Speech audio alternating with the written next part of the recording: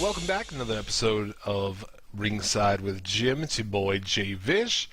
This time I'm joined by my co-host on PPV Take 2, Pro Wrestling Booker, an all-around bad motherfucker, Jared. How are you, sir? I'm doing good. How are you this evening? Dude, doing good.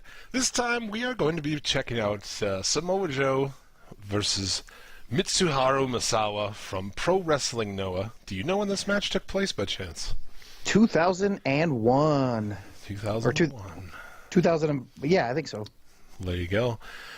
So you can watch along with us as always by checking out the video. It is in the description. It is on YouTube. So get yourself set up to 5 seconds. Hit pause. We'll do a little countdown and we'll watch it together. My bad. It was 2005. Well, there you go. Sorry. 3, 2, 1, play. All right. This is clearly in Japan. Yeah, right? This is Samoa Joe 2005. Good God. He's still wrestling in 2018 and is a force. Yeah. Well, you know you're in Noah when you get the green mat. Yes, sir. Noah, by the way, that was like, for fans that don't know, think of New Japan right now. New Japan was in their lull at this time, and Noah was like taking over. And now Noah's sort of the feeder system for New Japan. So the hierarchy in Japan has drastically changed over the last 13 years. Yeah, but there was that dark ages in New Japan. I don't think a lot of people know that. No, it was, they lost, as soon as they lost some of their bigger names to just retirement, it took them a long time to get back to it. And then, they really haven't hit their golden age again until about 2008, 2009, when Gato took over as the booker there. And now they've really seen a renaissance. They're the top promotion in the world as far as in-ring product goes. Yeah. Here we got a very baby-faced Samoa Joe.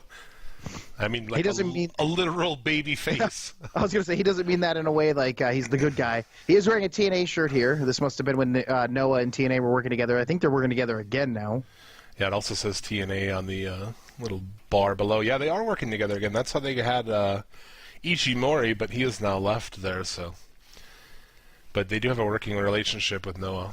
And here comes possibly the greatest pro wrestler in the history of the business, Misawa! A lot of people wouldn't disagree with you there. No, Dave Meltzer is up there with him, too. I believe he thinks Misawa is definitely in top 5. It's hard to say whether or not Misawa, I think if he hadn't died in ring, which is probably the saddest part of this story, he'd still be wrestling. And he'd still be in that spot with New Japan where he's doing those old things with like now Suzuki's doing. Imagine if Misawa was in that position. Yeah. Tune in next week when we'll be watching the outs. We're not going to watch that match. Misawa has looked 52 years old since he was 11. So put that down in your books, kids. He looked this way when he was 12. He looks fucking old here. Yeah, he's not that old here, though, really. I mean, he is an absolute juggernaut of a wrestler. Him and Kenta Kobashi had what Dave Meltzer retroactively called the first 6-star match, although he only gave it 5 stars the first time they wrestled. He hadn't broken the scale yet.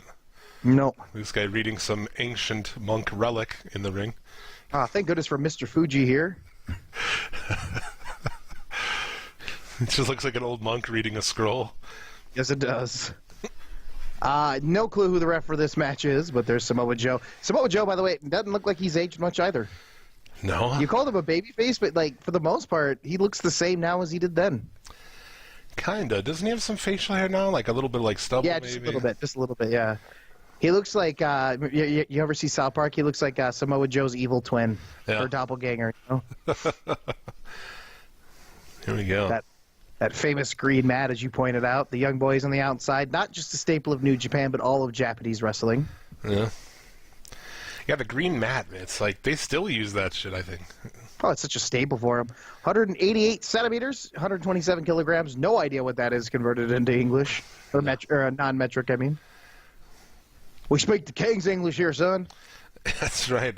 We have our own system. He is the GHC heavyweight champion, the 11th in its history. There you go. That is at ringside, ringside we have pound symbol, middle finger, pound symbol, pound symbol. Japanese Gary Busey. Post-motorcycle accident. There we go. Samoa all business, Samoa Joe all business here as well. I expect this to be a motherfucker of a match. Misawa and Joe are going to beat the fuck out of each other in this match. That little graphic on the bottom looks like a video game graphic. Yeah, it does. Ready, fight. Lock up here, Joe, putting him into the corner or into the ropes. I wonder if he does the signature Samoa Joe spot here where, yep, there it is. Begs off. Combo breaker. Again, a bunch of gibberish in the bottom there. Lock up here again. Space language. That referee looks like the guy from Ninja Turtles. Which one? The pizza delivery boy. Could be. He also in Surf Ninjas. I don't know if you ever saw that movie. Nice wrist control here from Samoa Joe. Samoa Joe still wearing the same pants. He's still wearing those pants right now. And those are the same pants Misawa always fucking wore. Oh yeah. Probably buried in those pants. He probably is. Probably is. This match being very well documented in photographic form. 47 cameramen are on the ring. The staple of Japanese wrestling. 1,000 cameramen and a bunch of young boys on the outside. I take it that technology has gotten to a point where they can just extract pictures now at a high enough quality from the video that they don't need to have photos. Is that the deal? They still have 1,000 photographers on the outside of New Japan no, they shows. do, but I'm saying like WWE doesn't. Yeah, it could be here. Otherwise, I think they have a few camera people You never see them. on the outside, you know? You're right, though. You don't. Look at the pacing here and walking around the ring like a couple of bulls circling each other. Another lockup into a side headlock here from Misawa. Is this a 5-star match or what? Is this a Dave Meltzer 5-star? I don't know if it got 5 stars, but this was match of the year voted on for Noah, so. Oh, yeah. It does take, again, it's Japanese wrestling, so they take their time getting started, and then it becomes a train wreck towards the end. Bumps off here, off the ropes. Oh, you're getting that spot you see at every indie show now in 2018. The two big guys in the ring, they're just going to run into each other. Oh, Misawa with some forearms, though. Joe does it now. Oh! It is. I hit him right in the goddamn chin. Misawa was one badass motherfucker. Oh, Joe, shit. Oh, suicide dive.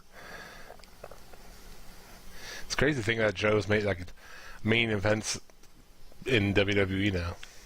It is. There's one of those guys I never thought would translate to WWE because I just didn't think he'd cut the promos necessary, and yet now he's one of the best on the mic guys they have. So I always figured that they just wouldn't, sign him because he's chubby or whatever. yeah, but I think as soon as they signed Kevin Owens, everyone's like, oh, they can get Joe now. Oh, chop there. Ooh. Yeah, I suppose. That is one guy I wouldn't want to be chopped by, Misawa or Joe. Do you offhand know what year it was when Misawa died? I don't. I should probably know that, though, shouldn't I? I don't know. Being such a giant Misawa mark. Not sure. I will look. I was looking it up right now. I already got it up. He died in... where is it? He died... 2009. Yeah, June 13th, 2009 at the age of 46. Damn. Congestive heart failure. In the ring, though, man. That's intense. Can't imagine all those chops he took over the years were good for his heart. Like a fucking samurai, though. That's why, he goes down for me like that. I think of him like a fucking mythical creature, at this point. Like a Spartan out on his shield, Exactly, dude. That's how I view him. Vader talks about all the chops he took in his career being the reason his heart is the way it is, and I'm just like, it's that or the triple cheeseburgers, brother. That or the fact that you've been fucking fat your whole life. Yeah. I mean, Vader looks like the kind of guy that looked that way since he was like 10.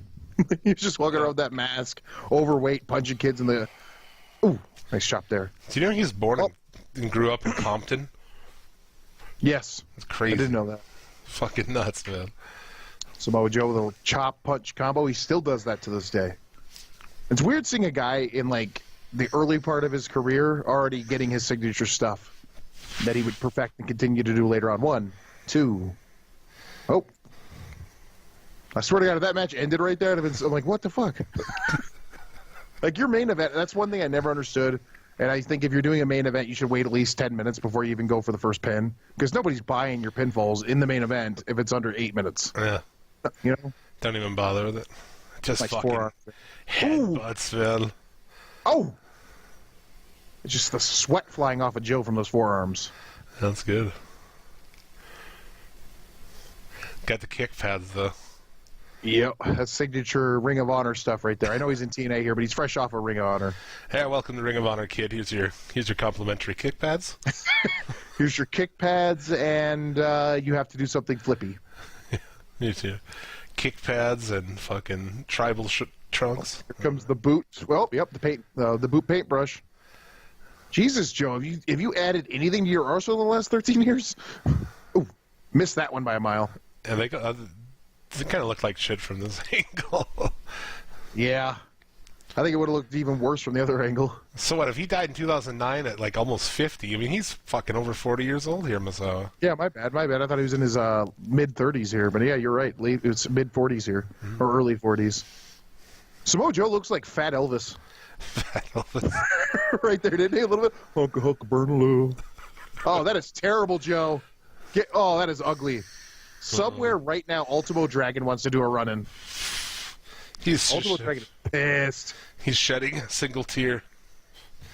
But you can't see it because he's wearing a mask. I have that. I made a meme I had to fucking post every time Cena does an STF.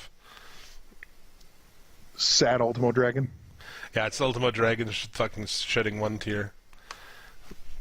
Did you ever see Ultimo Dragon without the mask? Because I have it. 2 only there. I don't know. He was rumored to be very handsome. I know Rey Mysterio was because, what's his name? Tony Schiavone wouldn't shut up about how handsome he was on his podcast. Right hand there from Samoa Joe. As I understand it, Stephanie wanted Ultimo Dragon to take his mask off when he was in WWE because he was so handsome. Jeez. Oh, fuck. Jesus. Joe has a family. My God. You know, But I remember talking to a wrestler who'd been to Japan, and they get very offended if you don't lay your shit in. Like, he was talking about how he did, when he first got there, they were going softer. You know, he was doing the American style. You know, he didn't actually hit him. And then he did a match with this big Japanese guy. He was working for DDT at the time, and the guy just beat the fuck out of him. And then afterwards, like, the only English the guy could speak was, "You hit me next time, real," and slapped his chest. So he understood from there to beat the fuck out of him. And after that, he was like, okay, everyone respected me because I just started hitting him. Yeah. Like, the Japanese wrestlers never got the memo that it's not real. Yeah, right. That got lost in translation. Into the corner, there goes Misawa Joe after him.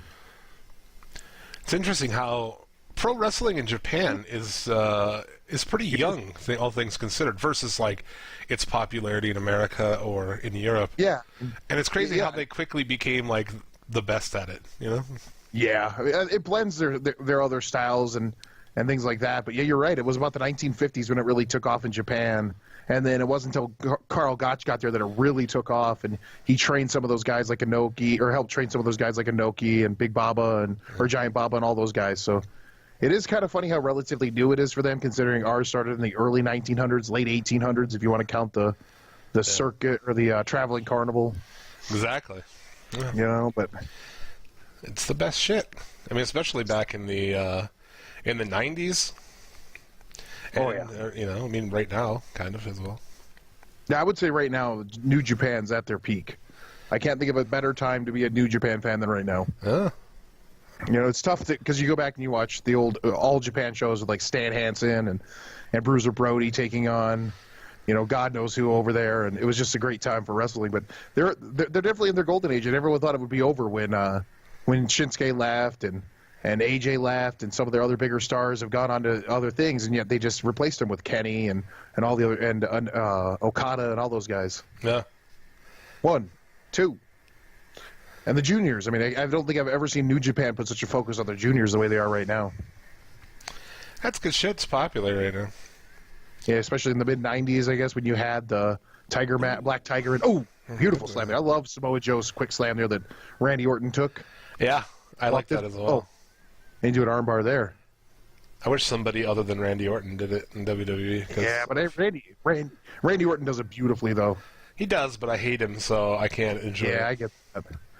Like Misawa's got one finger here to block it. Misawa's got so much strength in that one finger, he's blocking the hyperextension of the arm here. There we go.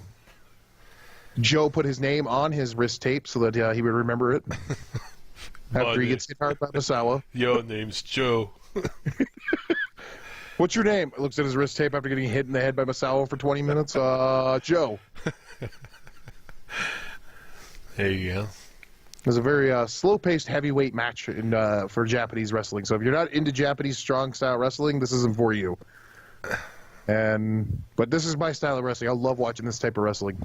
I know Jim wanted me to do a lucha match, and next time I do this, whatever you got for me. You want to do, Phoenix versus Aerostar, whatever you got. The corner there. Oh, missed it. Oh, he missed. God damn it, Joe. Joe's frustrated. That pissed Joe off. Did you see that? Yeah. Like when Cena got pissed at WrestleMania because he fell down on the Taker thing. Yeah. On the kick. They splash there. 1, 2. 2 only. Yeah, this is a good I was match. very frustrated. You can tell Misawa's slowed down from his main matches in the fucking 90s and shit. Oh yeah, he's now the baby face in peril. He's now just going to take everything you got, brother. He'll make you look like $1 million, and then he'll make his comeback. Oh, going for a pile driver here. Nope, blocked here by Misawa. Coming up 6/12 and 2010. We've got. Actually, no, they do their dates backwards, don't they? So that'd be 06. Yeah, that'd be... You know what the fuck's going on over there? Pound sign. They do day driver. month here. Oh! Powerbomb with the pin to... You don't see that in the WWE anymore. There you go. Into into a beautiful STF. That's nice actually... combo. That would not make Ultimo Dragon cry. Although Misawa's laying flat on the mat here and not really allowing Joe to do anything with it. Oh, there Joe's like, fucking idiot. It's probably a big deal for Joe. Pretty early in his career, going to Japan, taking on Misawa. That's fucking serious business. Couldn't imagine how nervous he was coming into this. That's a tough tall order right there, especially with the language barrier. I always wondered that. And I've talked to guys who've been to Japan, and they're like, it is tough. It's not easy. Well, they know the moves. They know the American names for the moves because that's what they're called, so suplex is still suplex, Long Duck Dong getting in there, asking Misawa if he wants to keep going. Long Duck Long. Hey, sexy girlfriend! Do you want to continue? Oh, there we go. By the way, that would not be allowed in 2018, that movie. No way is Long Duck Long in a movie in 2018. I got to the ropes there. Did Misawa shaking it off? Misawa's gotten his ass kicked for the majority of this match. Joe is bleeding somehow, though. Most good movies wouldn't be okay in 2018 because our society sucks. Oh, into the corner goes Misawa. Joe now. Oh, Misawa clubbing blows to the back. Not a lot behind those. Oh, there was something on that, though. Jesus. It's like he heard me from the grave and came back and just hit him as hard as he could. Yeah, exactly. You want it hard, motherfucker? Now, I strongly considered saying let's do a Kenta Kobashi versus Misawa match, but they're all over like 40 minutes. Oh, beautiful armbar variation here. Don't know that I've ever seen an inverted armbar like this. I'm glad I thought about doing this because this is the most fun ever doing this show. I don't care. People like listening to it. I enjoy doing it. Oh, it's a lot of fun. Watching this is way more fun than just me sitting here watching this. Yeah. Yeah, and if you want to hear my golden voice more, you can see it on Fully Loaded TV. Go ahead and subscribe on YouTube to Fully Loaded Wrestling. New episodes every Monday at 9 p.m. Central. Got my plug in, Jim. Tremendous. Misawa to his feet, Samoa Joe to his feet. Wait for our rest hold and put the fucking plugs in there. Damn right. Oh, nice forearms right there to the neck. Ooh, it's scary. Oh! Ooh. Again.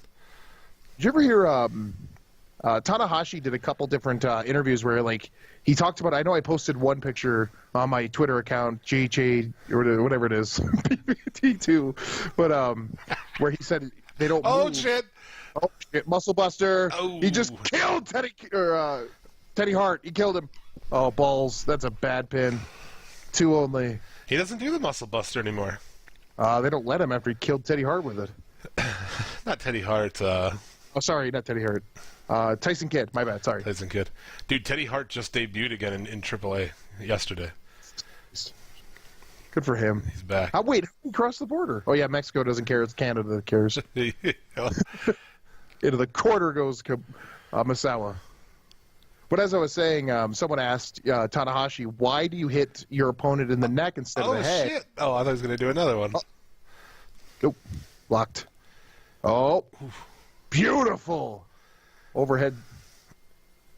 I can never remember what that's called. You keep trying to get to that and your story, and they just keep fucking doing badass. Holy shit. Yeah, I figured they'd pick up the space. He just hit him on his head there. 1, 2. Oh, fuck. Thought that might have been the finish. I'm like, I don't remember Joe winning the title. Yeah.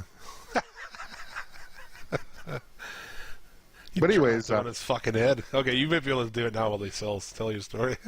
Tanahashi said if you hit like that to the head, the match would be over fast, and then the fans wouldn't enjoy the match as much as they do. But by hitting him in the neck, it allows the fans to see high-impact moves that hurt your opponent and wear them down without ending the match too quickly. Because after all, they are in the entertainment business. Oh, fuck! I mean, he throws those, though, dude. Jesus. Let's go catch these elbows. And you go and no matter how fucking much Misawa stiffs you at the end, you take his hand and thank the man. Mm-hmm. Thank you for fucking kicking my ass. It's like getting... Oh. Can you still hear me? Yeah. Okay. Yeah. Oh. My recorder stopped here, so hopefully you still got yours going. I'm getting error messages everywhere. I'm good. 2, sorry. Okay. The show's on the fly, man. Anything could happen. Yes, I apologize. All of a sudden I got a bunch of error messages. Here we go. Right hand there. Right forearm, excuse me. Jesus, Misawa. Oh! This is just kind of what you fucking... Yeah, this is just two bigger guys just fucking going at it, man. Yeah, this is heavyweight Japanese wrestling, and Misawa's decided this is what he wants to do with you. Oh, bitch. Oh, what's this? Uh-oh. Running. Oh! Dumped him right on his head. 1, 2, no. Oh my god, we should be drinking with this and take a shot every time someone gets dumped on their head. I am drinking. Oh, fuck. That's concussion worthy. He just grabs his hand like, we gotta make sure he doesn't touch the rope here. Oh, that's it. That's the end of the match. Holy shit. He might have been legit knocked out there. Someone throws a streamer in right over top of Joe's dead body. Yeah. Appropriate in a Misawa match, talking about dead bodies. So this was nominated as what, one of the best matches from Noah that year, or in general? Right. One of the best matches in Noah. It was actually voted on by the fans as one of the best matches. You know, I can't imagine it wouldn't be, but I expect maybe a little bit more from Noah. The end of that match was a hell of a flurry of power moves, but the beginning was a little slower than I anticipated.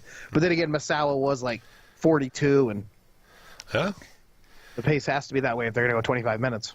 Yeah, pretty good match overall. Oh, yeah. Joe dominated for the majority of it, which you expect. And then Misawa at the end's like, okay, all right, I'm just going to beat the fuck out of you with my forearms. Dump you on your head a few times. I love this touch always in Japanese wrestling.